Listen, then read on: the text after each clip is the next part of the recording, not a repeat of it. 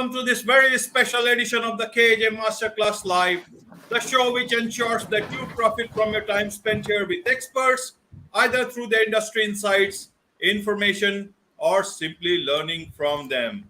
And today we have Patty Dominguez, founder of Positioning to Profit, is a best-selling author, advisor, and contributing marketing expert.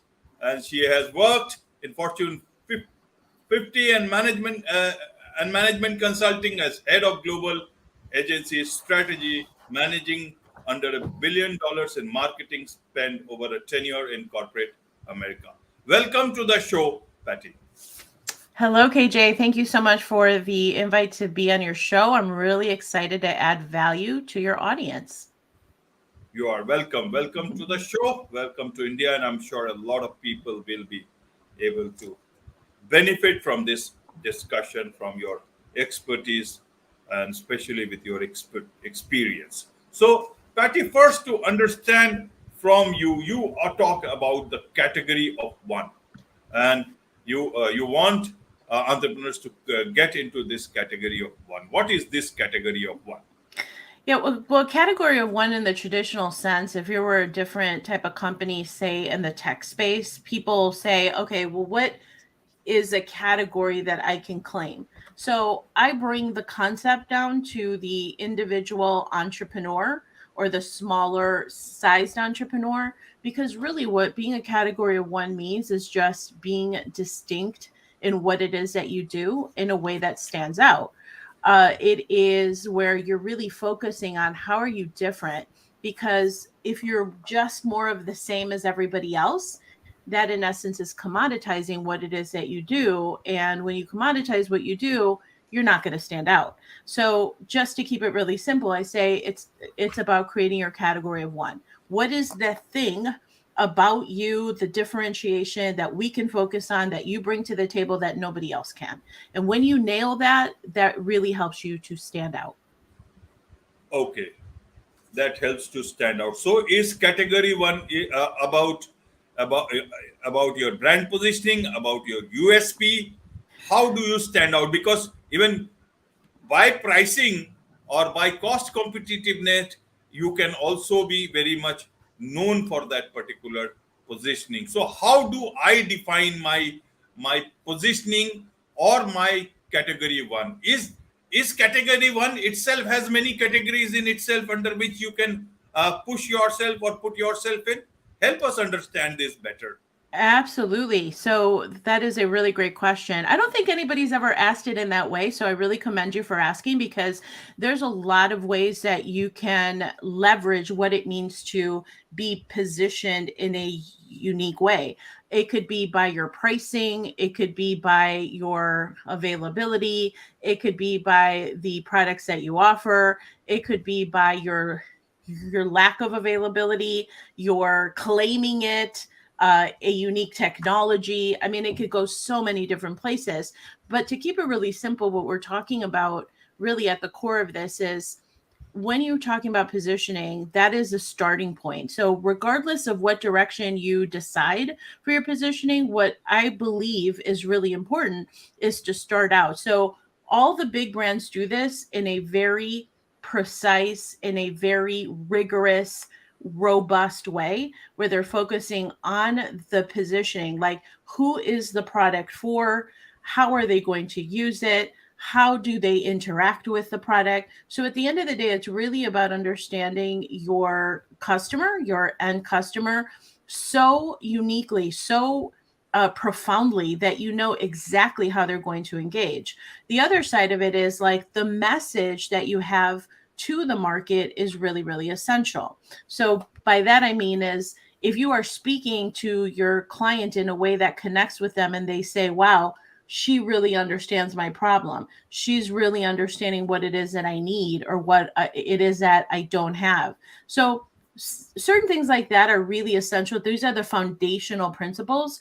And then if you want to talk about the different ways that you can position by your area of specialization.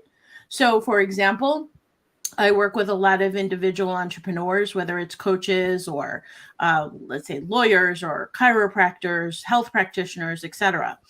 And just saying that you're like, I'm a chiropractor or whatever, that is not really standing out. But if you were to add an area of specialization, now you're standing out more uniquely. And when you're standing out more uniquely, you can even charge higher price points, right? You can charge a premium because let's say that you're a chiropractor that specializes for triathletes, right? That's a very specific type of chiropractic practice that even though they may be doing the same thing as a regular chiropractor, but by the nature of you saying that you're focused on triathletes, that's something that is standing out. Why? Because you're specializing.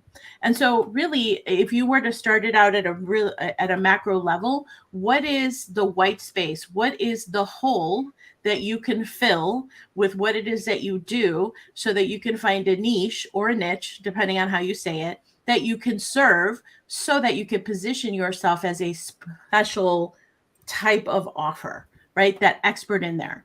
There's also different ways you can be a celebrity in your niche, right? You could be the one that calls yourself an expert. You can play up the proof that you have. Let's say, hopefully, if you're an entrepreneur, you are gathering your testimonials, you're gathering the feedback that you are getting from the people and the transformations that you're providing. You could leverage that. That's another way to position yourself. You can also, I saw this actually early on where there was a coach, an online coach. He wanted to really elevate the authority that he had. And so he hired a very prominent expert who he paid a lot of money to come to his conference. And then because of that proximity to that expert, that elevated the position that he had as an authority, right? So just by proximity to somebody who's powerful. So if I'm hanging out here with KJ and KJ in his country is the top of the top of the top, right? In terms of business philosophers and influencers, that elevates my brand, right? As somebody who is in proximity to KJ. So many different ways. I mean, I'm just throwing out a handful just from the top of my head, because you're starting to think about, are you doing that in your own business? Because if you're not, all that's showing you is that there's a lot of opportunities for you. Right, right, Patty. Now let's look at, you work with sorry, service-based entrepreneurs now, and Yeah. help them to achieve category of one status in their unique abilities. A lot of, say, companies or brands who are big, they don't have to worry too much about that. Obviously, they want to be uniquely known for their services, or already have achieved a certain level. But what about, the worry is more from the entrepreneur side, and especially those people who have just entered into entrepreneurship. And that is where they want to be positioned, or want to get into that esteemed category called category one. Mhm. How do I know where to go? Because for me, it's a dilemma. When I start, that time I just have to worry about where to get enough leads, where to get my business surviving, and especially in these times. So, how do I, as an entrepreneur, especially if you are talking about a service based entrepreneur, an aspiring entrepreneur, want to scale up, how do I, say, become uniquely known, and do I know that this is the path which is going to be best for me? Because it's already a crowded market. I may start with something which is very unique in terms of service, but as soon as there are, I scale up a bit, then there'll be more competitors around. So how do I get to this path of uniqueness and get into category one? What is the method for me? You would be the best person to tell me. Should I go for brand positioning? You have your own way of looking at brand positioning. Does it center around my personal branding as an entrepreneur? Should I focus on service? And how do I get the best price for whatever services I provide to the audience who would soon be getting calls from my competitor? Several questions at the same time, Patty. You are the expert here. I thought I'll ask them at the same time so that you can answer them. They're so interrelated so that you can answer them at your own pace. Okay, that super loaded question because there was a lot of layers in there. I think the real starting point here is I went through the very same thing, KJ. I spent 18 years in corporate, and so I had the privilege of working with a lot of very intelligent people who were working on Fortune 50 brands. And I was so in the corporate environment that I didn't recognize just how special of an opportunity it was and all the things that I learned, right? So just real like when you're talking about brands, building brands, the mastery of building brands, I was really privy to that, and I'm really thankful for that. So in 2013, when I first quit my corporate job, I went and I ventured out into entrepreneurship. And for me, it was something where I didn't want to say that I had been in corporate because I was embodying this new identity of an entrepreneur. So I didn't leverage any of that experience that I had. Okay. So here's one proof point. Do you have experience that you can leverage, right? That nobody else can? Because nobody can dispute the experiences that I had in corporate, right? Those were my experiences. They're my unique experiences that I could bring to the table. 18 years of experience in working with the like big brands, etc. Nobody can dispute that. Okay. So call out that experience that you have. So that's an indicator there. Another indicator is that initially when I first became an entrepreneur, I was thinking social media marketing. I was thinking, do I want to be like a business coach? And I wasn't standing out. Do I want to focus on social media marketing? And I wasn't standing out. Am I a marketing specialist? I was really struggling, right? And I didn't really recognize that I was being more of the same. And one of the worst things that you can do is look at the success of others and try to copy that success, because all you're ever going to be is the second rate version of that person, right? Instead, really look at where's the opportunity for you to find your unique space, right? In the ocean of competition, in the bloody ocean of competition, trust me when I tell you, you gotta find your blue ocean, right? You have to find your little space there. You have to. There's always going to be a space. So that's the thing that I didn't really recognize for myself, and that's why I was struggling. But it wasn't until I was on a consulting opportunity where I worked, and I was on this phone call. It was a Zoom call. It was like people from the agencies, very prominent agencies, the brand managers were on that. Executives were on this call. And I look around and I was seeing all these people on this call, and they were talking about a new product introduction, and it was for a chocolate chip cookie. So I talk about that story because that was my big epiphany. And I said to myself, oh my gosh, the big brands are doing this and entrepreneurs are not. They're not talking about positioning. So that's where I then focused, and I said, I'm going to focus on positioning. So even though, KJ, I am a business coach, I carved out my unique twist by saying that I focus on positioning first. So I bring it back to you, KJ, and all the things that you can do. Where can you carve out that little white space, the blue ocean, if you will, to say that you're going to be an expert at this thing, and you have a very clear way of moving people from the confusion that they're having to the promise of what you can deliver, the transformation that you can deliver. And when you take people through those stepping stones to get them to the transformation, and you call it something that's proprietary to you, you have a method, a framework, a blueprint that only you can deliver, that's also going to help you to stand out, right? Now it's up to you to, and here's where this is a very important point. All the other practitioners out there, even though it's a bloody ocean, like you said, competition is super fierce. Can you call out something that the competition is not doing that you can do? And when you're doing that, can you say to your ideal client, this is the reason that you haven't had the success that you've been wanting?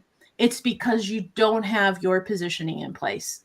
So now that seeds in the mind of the ideal customer, oh my gosh, I don't have my positioning in place. Maybe that's the reason why I haven't been successful with all these other programs yet. So now you can show them that there's a new opportunity. So this is something that many experts say, if you can be clever and create a new opportunity for your ideal client, something that they haven't heard before, something that is an awareness that they bring to the table to say, oh my gosh, this is a reason why I've been struggling. This is a reason why I haven't had success. Make it a new opportunity, because now it's new, unique, and exciting. And then they're going to resonate with you and say, okay, now I'm listening because this is something I haven't heard before. So many people are talking about their funnels and their marketing and this and that, but not a whole lot of people are talking about positioning. So if I could connect the dots for somebody who is a service-based entrepreneur, and show them that the reason that they have not had success yet is because they don't have their positioning in place. They're not standing out uniquely. They're not talking about their offers in a way that's new, unique, and exciting. So now that's creating that thing in there, the awareness, the epiphany for themselves to say, this is what I need. Now I need to talk to Patty because she showed me something that I haven't heard before.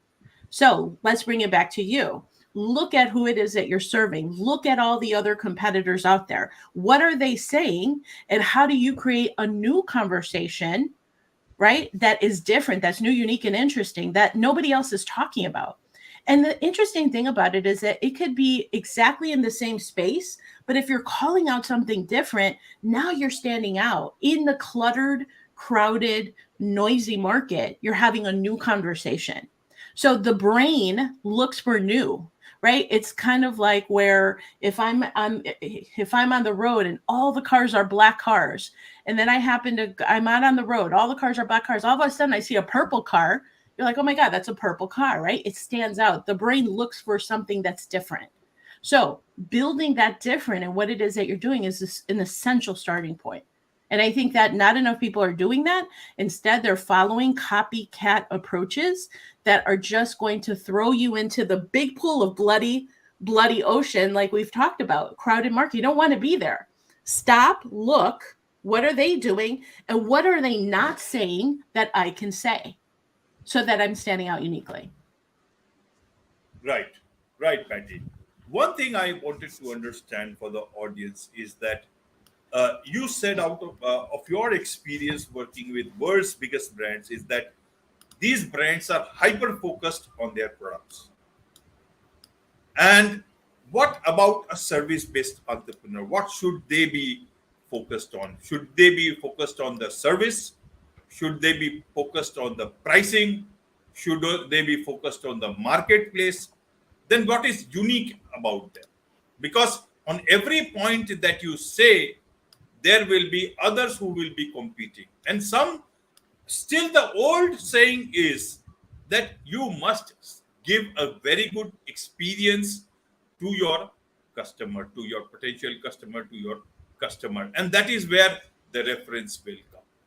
Then there is another point that almost everyone is saying, okay, you focus on your niche and then you will be able to ask for the price that you want. Is it actually possible? Is it based on what? Is it based on your service? Is it based on your expertise?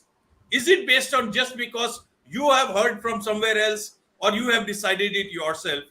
Wouldn't it just make all your customers go away overnight? How do you, because at this point, if I understand, a lot of coaches or consultants, independents, freelancers, and even those established companies, nowadays there is this big word coming up is premiumization. That now you are not able to sell to many, you sell to some and Yeah. try to get your cost out, cost as well as profit from those people. Yeah. Earlier it was the mass market. Now, is it a positive thing? Is it going to be a negative thing? Now, big companies can afford to do it for some time and they Right. can change their pricing strategy in the name of discount. But a consultant cannot just say, listen, I was charging this much amount, and I told I am the super expert, and tomorrow I will give you a 75% discount. Can you do that if your clients run away? So where does a service-based entrepreneur stand in today's time? Forget about uniqueness, even in terms of making enough leads for himself or herself. Help us understand this so that you have that experience both of the bigger marketplace as well as the service-based entrepreneurs. Okay, so if I understood you, then I'm going to go on the pricing topic, right? Because there are a lot of these different coaches and coaching programs that all talk about high ticket, right? Where something that you may have sold for $1,000 you can now send for ten to $15,000, and just by the very nature of putting yourself in that higher price point, the perception is that there's a quality, right? It's an actual elevated quality, Right. because the notion is that the lower the price, the lower the quality. The higher the price, you're not going to be able to serve the masses, but you are going to be able to sell to a very specific piece of the market, right? So it's really, it comes down to, what is your goal here? Is it, do you want to create leads, in which case pricing low has, of course, advantages because it's more approachable price point to bringing somebody into your world. And then the nice thing about that is that you can, especially in this turning economy, you can sell to them after that, because if somebody bought from you once, they'll have a higher probability of buying from you again if you know how to do that right. Okay, so that's a very different approach, where you're bringing in people on a low cost, high quality value, and then selling more to them on the back end. But in order to really gain a lot of profitability to that, you really need that bigger scale, right? A lot of these people buying your product, high quality product at a lower price, you require a lot more. But if you have a very high premium price product, you don't need thousands, right? You can have maybe 50 or 100 people who are buying. Higher pricing, it sets that room where it goes to that unique type of buyer through the message to market match of what it is that they're going to receive for that higher price point. So the conversation is really wherever you want to play. I don't think it's one or the other. I think you can offer both. I know for me, I offer both. I offer lower priced, high quality things that meets the needs of a very specific type of client. And then I have another offer. It could be, for example, I have a lower cost course to help you create your category of one. That is more of a do it yourself, right? So it doesn't have a lot of touch points for me. I can show up on a call and I'm answering questions. So that's one way. And then the higher price things is more proximity to me. You can even do it where it's a done for you or a done with you. So it really comes down to, what is it that you are going to deliver? What is the experience? And you asked initially, so for example, the big brands are focusing on the product. For a service-based entrepreneur, the core of it is service. I put my clients first and foremost. I always over deliver, meaning, how can I surprise and delight? How can I give more than I promised? How can I make it a real exceptional experience with them? Because then not only are they going to be satisfied, but then they tell others about that particular experience, right? So if you're a service-based entrepreneur, I'm not talking about e-commerce, I'm not talking about any of these other spaces. I work with service-based. You want to over deliver. How can you create that surprise and delight? How can you wow your clients so that they remember you, so they feel good about the experience, so that they refer you, so they come back? And I've had clients who say, okay, what else do I need? What else can you help me with? They're looking to buy from you more and more because they trust you. And the biggest and highest compliment that you can get as a service-based entrepreneur is increased trust, is to be seen, as Dan Kennedy talks about, to become, I think it's Dan Kennedy who says, to become a trusted advisor, right? When you become a trusted advisor, your clients will say, Patty, tell me, what else do I need that I don't have here? What am I missing? So now that's an opportunity for you to sell to them again. I once upon a time had a problem with that, right? If somebody is listening to this and say, well, I feel weird about selling to my clients again. And I had a mentor of mine say, and he was so right. He said, if you are not selling to them when you know they need something else, you're missing the opportunity, and they're just going to go buy it from someone else who may not deliver it in the way that you can. Or I don't have to create everything. For example, KJ, if you had a product or service, I could say, hey, listen, I can't do that for you, but KJ over there, he is an expert and I recommend his work. So here's where you can become not only a trusted advisor for your clients, but I can become a strategic partner to KJ. So there's so many win-win-wins, right, that you can incorporate into your business where you're meeting the needs of the entrepreneur. So again, if I'm a service-based entrepreneur, my front and center first point of focus is my client. So my client, what can I do? How can I deliver? And how can I over deliver in that experience? Right, right, right. Then, as a service-based entrepreneur, what is brand positioning for? How do I position myself then? What is the best way for me to position as a person who solves problems, as a person who solves problem at the right price, or a person who charges a lot of money but will solve the problem? Then where is the room for me? Because if I'm only charging premium, then where is that space for me to over deliver and delight my client? Uh, for a normal normal service-based entrepreneur, the general say brand positioning should, because I don't have a product. Do I have a lot of room to play? Am I not getting, or how do I avoid myself getting confused with those service-based entrepreneurs who can sell big ticket products? How do I know those are different people and I am different, or should I be running on the same track? It can, because a lot of people are talking in the same tone or consuming the same information which is being dished out on the social media, either on LinkedIn or any other place. And it's like, if you see a picture which shows a lot of greenery, even in the desert, if you are desert, you will still feel a bit of that cold breeze by seeing at the picture. So even if you are, as an entrepreneur, you are not doing very great, if you hear those talks about achieving those big premium clients and at a high ticket clients, then you start feeling that that want or that need or that eagerness to achieve that status and forget about your actual position. How do you look at the fact as and reality with some sort of being illusion being created around this whole service industry? Because service is very different for different. I'm very conscious of cost. Why? Because I am from India and we are a very cost conscious nation, and we are a big country with a lot of opportunities for everyone down here in almost every sort of business as well as service. That is why I asked this question. A lot of people have to decide whether they want to go for just the increasing of their cost, and actually where does this leave the customer and the customer service for us.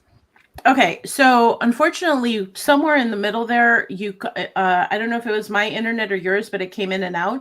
So I'll capture what I heard, and so Right. I'll caveat by saying that. So I apologize if I missed the direct question. I think the thing is that when you're talking about pricing, it is so subjective, right? So depending by country, if for example here in the US, you have people that are charging literally $80,000, $100,000 for their coaching program for a year. You know what I mean? I don't know that that would be feasible in a country like India or, for example, Colombia or in Chile. I mean, right? We don't know that. There's a market for everything. And so there is going to always be a market for the people that do want to pay $100,000. Now, obviously, the transformation has to be that much bigger. And so the question to you or to anybody who's a service-based entrepreneur is to say, if I can provide the value, presumably the investment shouldn't matter. Because if you're going to pay me, let's say $1,000, but I can deliver $5,000 or $10,000 in return, then if you gave me $1 and I gave you $5 back, how many times would you give me $1? You would do it all day long. So I don't think it's a matter of the number. I think it's actually a matter of identifying what kind of a return on the investment can you provide for your client. Okay. And I hope I captured that because I heard the part on the pricing. So it's not the number. It could be 100,000. It could be 1,000. It's whatever you think is relevant. I definitely think that when you price yourself top of the market, whatever that market may be. So say, for example, I am in Chile and top of the market for me, it would be something like, like $800, right? Is top of the market because everybody else is selling 400. Okay, on top of the market here in the US, $800 would be, right, it's more achievable for people. But at the end of the day, I'm serving a specific client that I have in mind, and I have a very keen understanding of who that client is. Now, if they're going to give me $800 for that course or what have you, I want to make sure that I'm over delivering, and where can I create a multiple of that investment?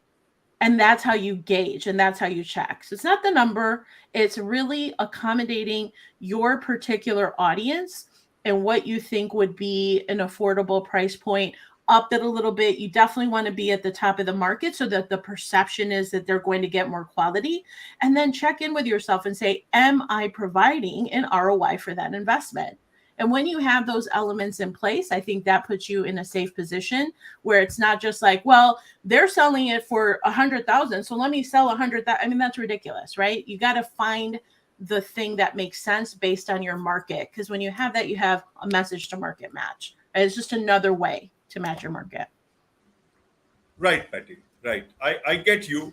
My own understanding is that some years back when they're looking at the stock market and a lot of companies, then there was this word that got floated, at least in India, unlocking of the value. And in the name of unlocking the value, whatever little value that products or services were providing, that actually, there was no headroom left for the customer. And actually, it did not turn out to be good because there was a lot of problem, if I understand.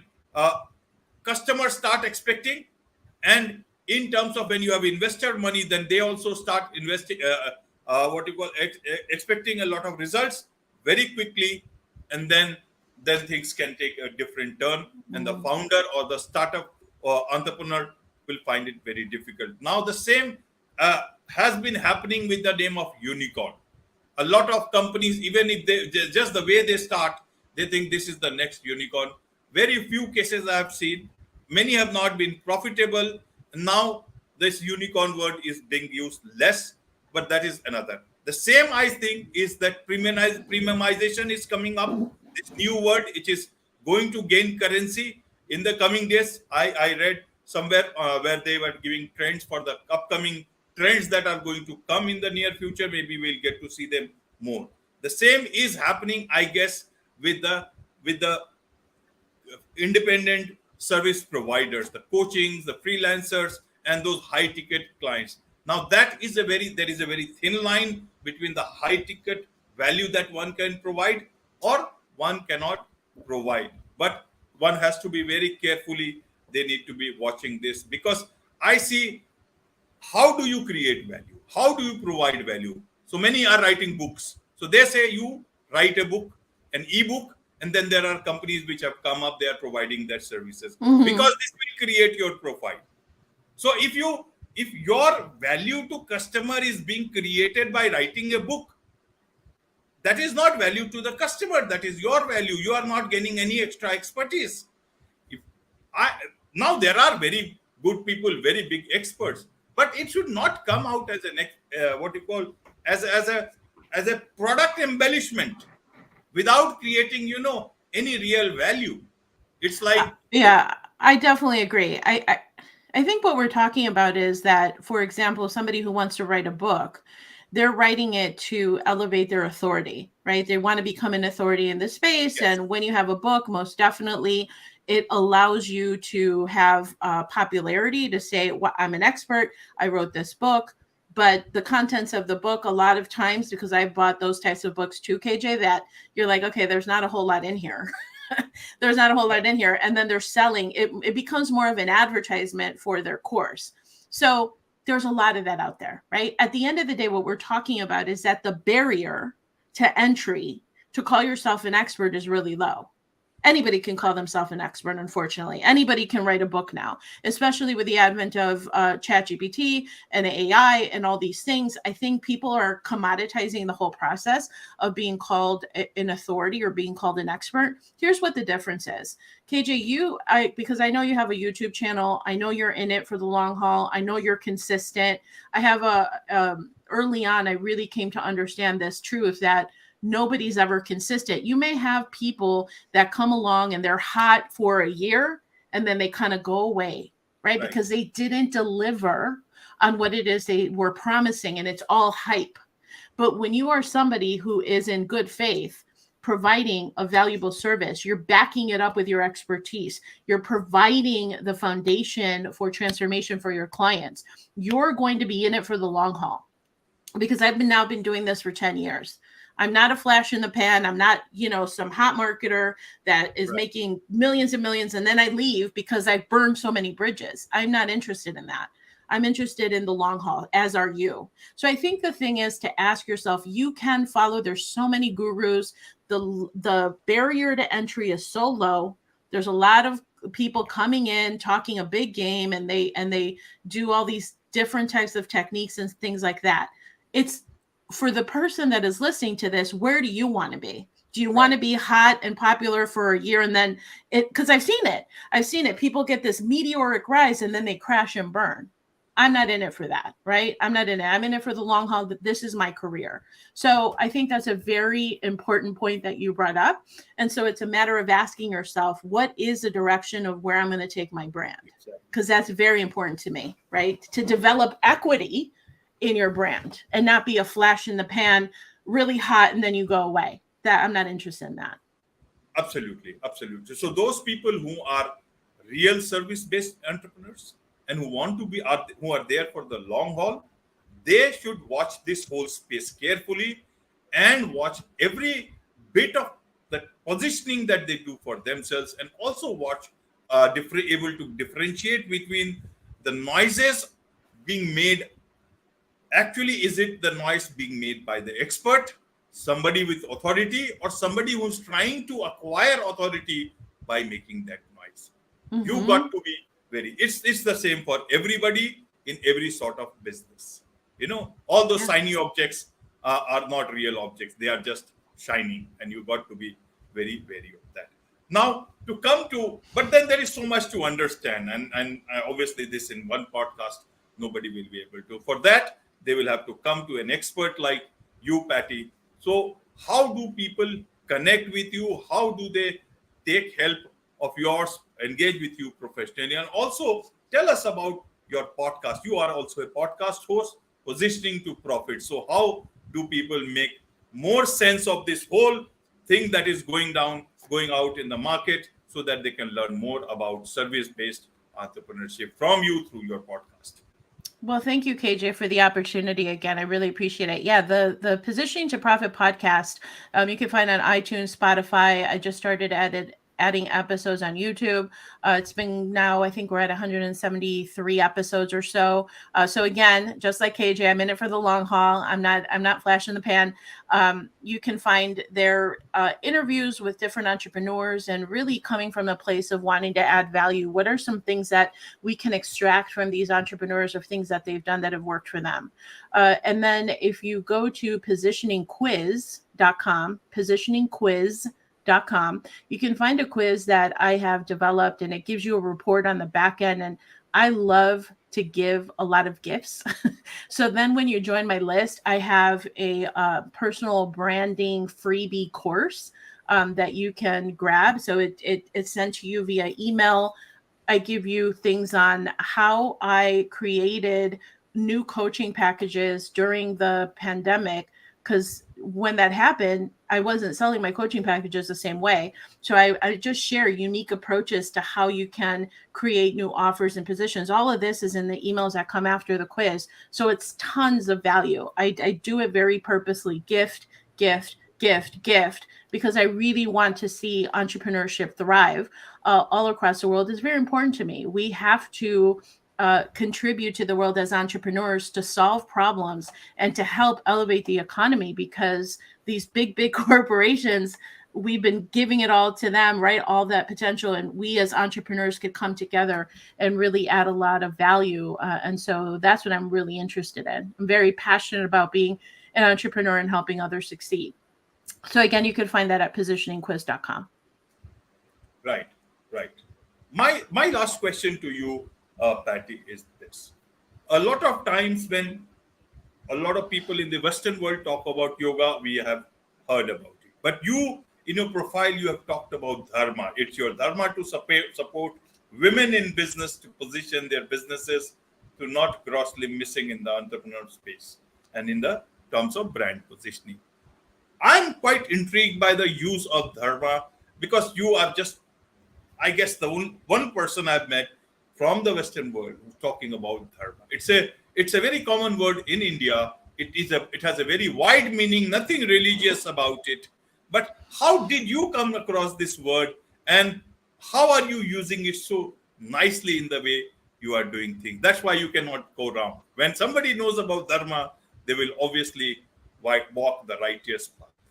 That's something nice, and I wanted to understand about how are you able to use it in your way? How are you walking the path with that righteousness? Oh, thank you, KJ. Thank you so much. Well, that I cannot take credit for entirely. I'm very much, since 2003, a practitioner of personal growth.